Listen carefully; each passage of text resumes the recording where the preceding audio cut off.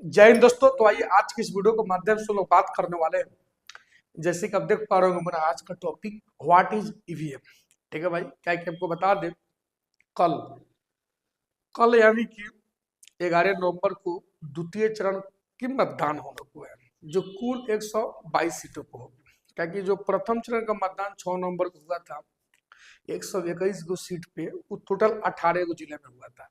तो 38 में से 18 को जिला घटा दीजिए, जितना बच गया वो तमाम जिलों में कल यानी कि 11 नवंबर को द्वितीय चरण में वहां पे मतदान होने को है। ठीक है, तो उसके पहले क्या कि एक वीडियो हम लाए हुए थे वीवीपैट के ऊपर, जो मैं बताए थे कि 2014 से उसको एज ए मतलब कि काम में लेना शुरू कर दिया गया। तो इसलिए आज के वीडियो के माध्यम से भाई आपको हम बताने वाले हैं ईवीएम को लेके।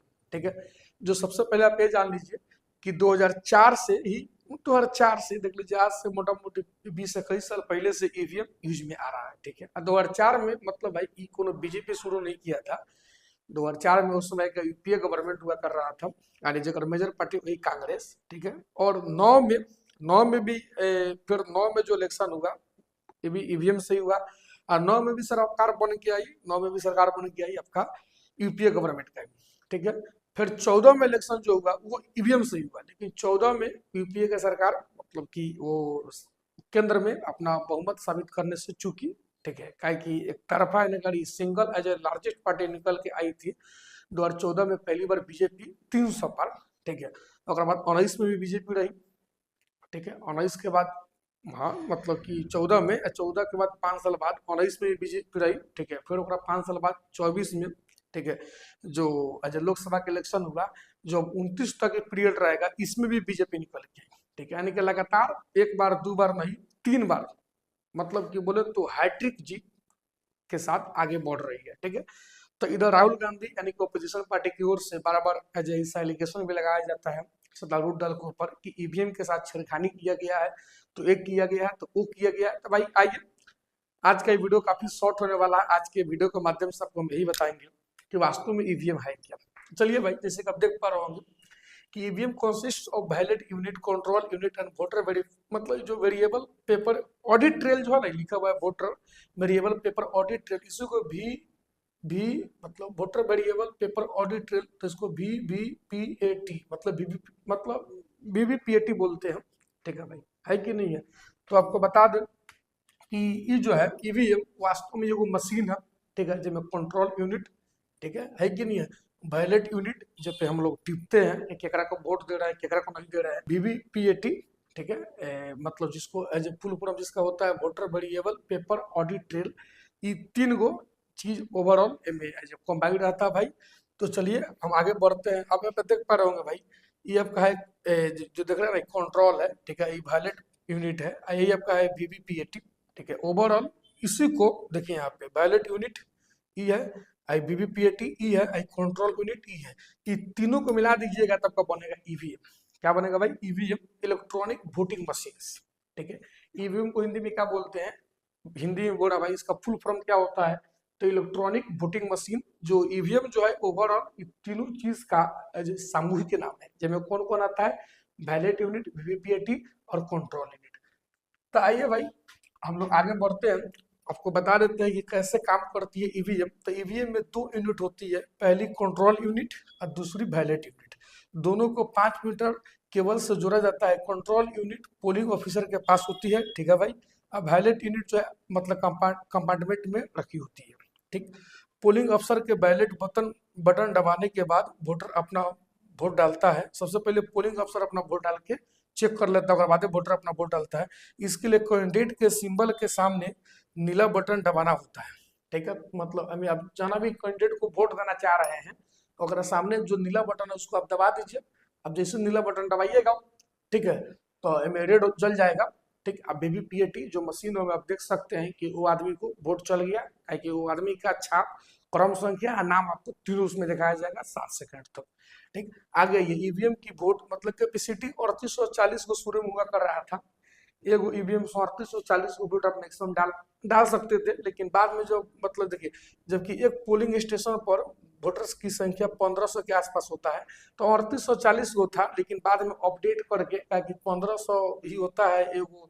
यहाँ पे देख पा रहे होंगे स्टेशन पे वोटर्स की कुल संख्या तो इसको घटा के अपडेट के बाद कर दिया गया, जब हमें मतलब कर दिया गया, अब हमें 2000 से ज्यादा, ठीक है ना, वोट नहीं पड़ सकता है एगो ईवीएम में। ध्यान रखिएगा, अगर किसी इलाके में पावर कनेक्शन नहीं है तो वहां भी ईवीएम काम कर सकती है, क्योंकि ये 6 वोल्ट की मतलब 6 वोल्ट की सिंपल बैटरी से चल सकती है, 6 वोल्ट की, ठीक है, लाइन हो या नहीं हो इसको कोई फर्क नहीं पड़ता है। और ये देखिए तो आपको बताने चल रहा है ईवीएम कैसे काम करती है, आप देख लीजिए, लाइन हो तो भी अच्छा, नहीं तो भाई 6 वोल्ट की सिंपल बैटरी से भी इलेक्ट्रिसिटी सप्लाई कर दीजिए, ये अपना काम करेगा। अब देख लीजिए कि पहले 3840 को, ठीक है, इधर अपडेट के बाद 2000 एगो ईवीएम में मैक्सिमम वोल्ट ला सकता है, ठीक है भाई। आप ये भी देखें कि में मतलब पहला कंट्रोल यूनिट होता है और दूसरा मतलब पहला पोलिंग अफसर के बाद होता है पोलिंग अफसर के पास, और दूसरा कंपार्टमेंट में रखा होता है। आप यो समझे वोटिंग सही हो रहा है कि नहीं हो रहा है, तो पोलिंग ऑफिसर वो पहले सबसे पहले अपना मत डाल के देख लेता है, और बाद जो है वोटर्स अपना वोट डालना शुरू करते हैं। तो आप इतना समझ गए कि भाई ईवीएम काम कैसे करती है, ठीक है। अब ये समझिए 1982 में, मतलब 1982 में पहली बार ईवीएम का ट्रायल हुआ, ठीक है, मतलब ईवीएम से वोटिंग कराया जाए, पर जिक्र 1977 में हुआ था भाई, जो अब यहाँ पे पढ़ पा रहे होंगे, ठीक है। लेकिन 1977 में अगर जिक्र हुआ था, लेकिन 82 से भाई ट्रायल शुरू हो गया, ठीक है। ओवरऑल 2004 में पूरे देश में चुनाव के दौरान ईवीएम का इस्तेमाल किया जाने लगा, यानी पिछले 24 साल लग गए ईवीएम को क्या बोलते हैं, यहाँ पे देख पा रहे होंगे वोटिंग प्रोसेस का हिस्सा बनाने में, ठीक है। यानी कि समय लग गया, क्योंकि देखिए यहाँ पे 82 में ट्रायल हुआ, क्या बोलते हैं 24 में इसको पूरे देश में ईवीएम से पहली बार वोटिंग हुआ, तो ओवरऑल यही 24 साल लग गया ईवीएम को वोटिंग प्रोसेस का हिस्सा बनाने में, ठीक। तो आपको इतना समझ हो गया होगा भाई। तो आइए आप जरा एक बार डीमा से समझ लीजिए भाई, ये आपका है कंट्रोल यूनिट, इसके बारे में आपको बता देते हैं। इसमें वो कैंसिल का बटन होता है, ठीक है, अगर पूरा वोट वोट हो गया, ठीक है, और मतलब जितना वोट पड़ना था, समय खत्म हो गया, ठीक है, तो में कैंसिल का बटन होता है, वो दबा दीजिएगा, तो उसके बाद वोट नहीं पड़ेगा। तो ये कंट्रोल यूनिट है। आप और इधर ये देखिए, ये आपका है वीवीपीएटी, जो ये वेरीफाइड करता है कि क्रॉस चेक के बताता है कि आप जिसको वोट दिए हैं वही छाप को गल है कि नहीं गल है। तो यहाँ पे क्रम संख्या और फोटो, आप वो आदमी का नाम, ठीक है, जो मतलब कि वो चुनाव चिन्ह से खड़ा हुआ क्षेत्र में, तीनों के साथ में 7 सेकंड तक आपको यहाँ पे विजुअल होगा। आई आपका है वैलेट यूनिट, मतलब आपको इसमें जहाँ पे जिसको वोट देना है, ठीक है, आप मतलब कि उसके जैसे कि देखिए मैक्सिमम 15-16 को होता है, 16वां नंबर पे नोटा होता है, आपको जिसको वोट देना है उसको वोट दबाइए, ठीक है, और बाद देखिए इसमें उसका फोटो दिखेगा, ठीक है, 7 सेकंड तक आप संतुष्ट हो जाइए तब जाइए। आपको एक बात बता देते हैं भाई कि ये में जो देखते हैं ना 15-16 को, अब आपका सवाल ये उठेगा कि भाई तो मतलब कि अगर 15-16 का से ज्यादा कैंडिडेट होगा तो फिर क्यों होगा वोटिंग। तो आप फिक्र मत कीजिए भाई, मतलब कि इनमें और भी वैलिड यूनिट जोड़ा जा सकता है, इससे जोड़ जोड़ के 384 को तक कैंडिडेट अगर खड़ा होगा ना, तब वो मतलब वोटिंग कराने का, वोटिंग कराया सकता है पॉसिबल है, ठीक है। तो ये हमको उम्मीद है कि आप ईवीएम के बारे में ऑफकोर्स समझे होंगे। तो आपसे हमको उम्मीद, मतलब हम यही चाहते थे कि आपको हम ये सब चीज़ बताए हम, ठीक है, कि कल आप अगर जा रहे हैं पहली बार मत करने, तो आप भी सोच बूझ के आपको पहले ही सब जानकारी मिल गया हो। तो हम इसी उद्देश्य से आज के वीडियो को डिजाइन किए थे। चलिए भाई, आप मेरे आईडी को अपना लीजिए, फिर हम मिलते हैं फिर से कोई और वीडियो में। तब तक के लिए जय हिंद।